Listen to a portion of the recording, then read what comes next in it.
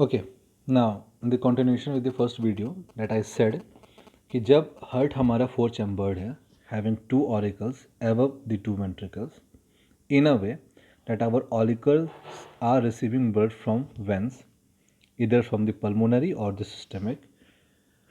Context ये होता है कि हमारा ब्लड आएगा ऑरिकल में, वेंट्रिकल से फ्लो करेगा.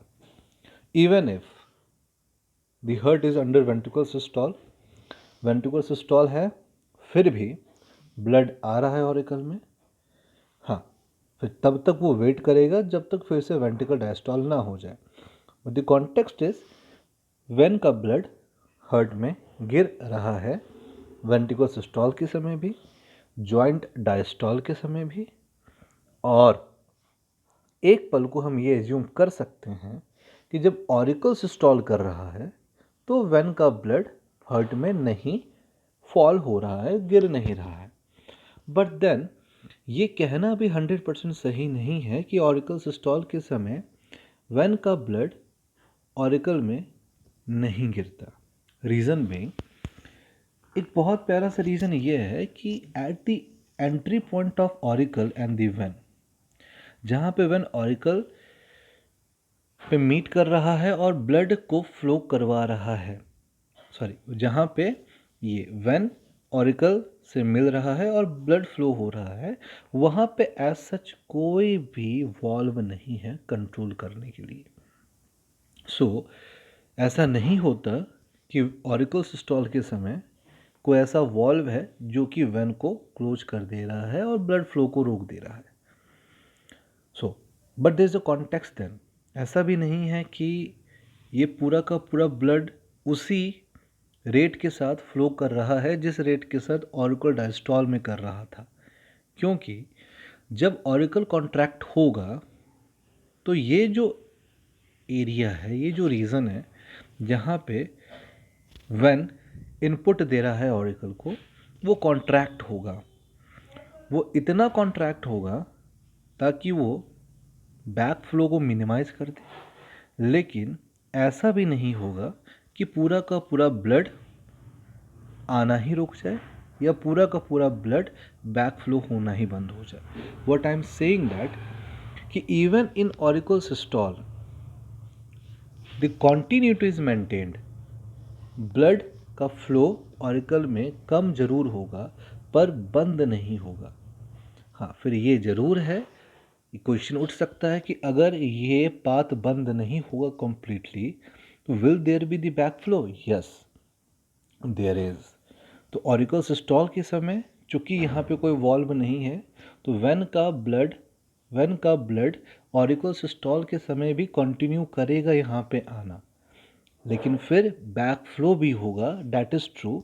लेकिन फिर इस बैक फ्लो को रोकने के लिए होता यह है, रोकने या मिनिमाइज करने के लिए होता यह है कि during auricle systole muscle contraction के कारण से, ऑरिकल मसल के कॉन्ट्रैक्शन के कारण से ये जो एंट्री पॉइंट है वो भी कॉन्ट्रैक्ट करेगी तो बैक फ्लो मिनिमाइज हो जाता है.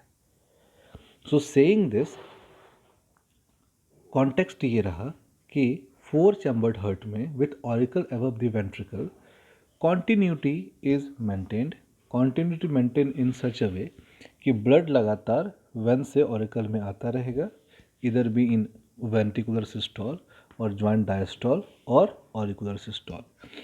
लेकिन अगर यही हमारा टू चैम्बर्ड हार्ट हो जिसमें हमने ऑरिकल को हटा दिया और केवल हमारे पास वेंट्रिकल है, तो यहाँ पे ये नहीं भूलना चाहिए कि now we have bicuspid and tricuspid.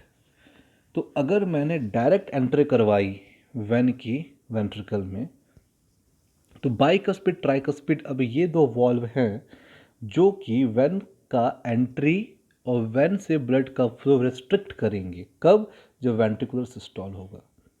So now this flow of venous blood in the ventricle will become pulsatile and discontinuous in a way कि जब वेंट्रिकुलर सिस्टोल कर रहा है, बाइकस्पिड ट्राइकस्पिड बंद होने के कारण से ब्लड का फ्लो रुका हुआ है, और जब वेंट्रिकुलर डायस्टोल किया है तो बाइकस्पिड ट्राइकस्पिड ओपन होने के कारण से अब हमारा ब्लड का फ्लो हो रहा है.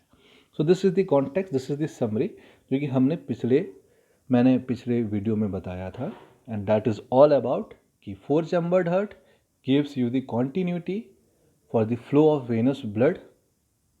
जो भी थोड़ा रिस्ट्रिक्शन होता है वो ऑरिकुलर सिस्टोल में होता है, पर ये कह देना कि ऑरिकुलर सिस्टोल में बिल्कुल भी ब्लड फ्लो नहीं होगा, वेनस ब्लड रिस्ट्रिक्ट हो जाएगा, गलत है। क्योंकि ऑरिकल और वेनस ब्लड के मीटिंग पॉइंट पे कोई वॉल्व रिस्ट्रिक्ट करने के लिए नहीं होता, जबकि वेंट्रिकुलर और वेनस ब्लड के एंट्री पॉइंट पे या वेन के एंट्री पॉइंट पे बाइकस्पिड ट्राइकस्पिड होगा, एज्यूमिंग दैट ऑरिकल नहीं मौजूद है। इन दैट कॉन्टेक्स्ट फिर वेन की कॉन्टिन्यूटी, वेनस ब्लड की फ्लो की कॉन्टिन्यूटी मेंटेन नहीं रहेगी। So if auricle has been removed, continuity will be disturbed, venous blood flow of venous blood in the heart will become discontinuous and pulsatile. This is the continuation of the first video. Okay, now in this video एक और input जो कि हम दे सकते हैं वो ये है कि assuming कि ventricle and auricles are laterally present like this. Again पूरा का पूरा एजम्पशन बेस्ड ये कंसेप्ट होगा, in a way that my auricles receiving venous blood and there is a valve between auricle and ventricle. ये पूरा का पूरा एजम्पशन बेस्ड है, ऐसा बहुत कम पॉसिबल है, पर देखते हैं क्या पॉसिबिलिटी है। पॉसिबिलिटी फिर मैं इस कॉन्टेक्स्ट में ये बताना चाहता हूँ कि अगर वेनस ब्लड अब ऑरिकल में आया ना, इस वेनस ब्लड को वेंट्रिकल में जाने के लिए, ऑरिकल से वेंट्रिकल में जाने के लिए इस वॉल्व से होकर गुजरना पड़ेगा। सेम काम 4 चैम्बर्ड हार्ट में भी हो रहा था जब 2 ऑरिकल ऊपर था वेंट्रिकल के। पैरेलली हम इसको भी देखेंगे।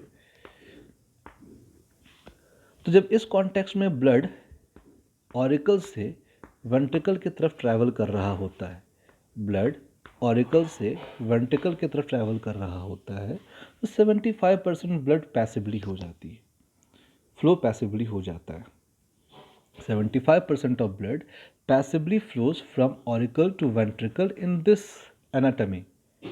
बट इस केस में पॉसिबिलिटी ऑफ पैसिव फ्लो होगी, बिल्कुल होगा पैसिव फ्लो, हो सकता है passive flow, but then the extent of passive flow जो कि इस एनाटॉमी में पॉसिबल है, कभी भी इस एनाटॉमी में, लैटरल एनाटॉमी में पॉसिबल नहीं हो सकता। So that might also be a reason, that might also be a difficulty when auricle is not present above the ventricle. So at the end, the two things that I wanted to make, that having auricle above the ventricle add continuity for flow of venous blood, making it continuous plus non-pulsatile, to the contrary of not having auricle above the ventricle.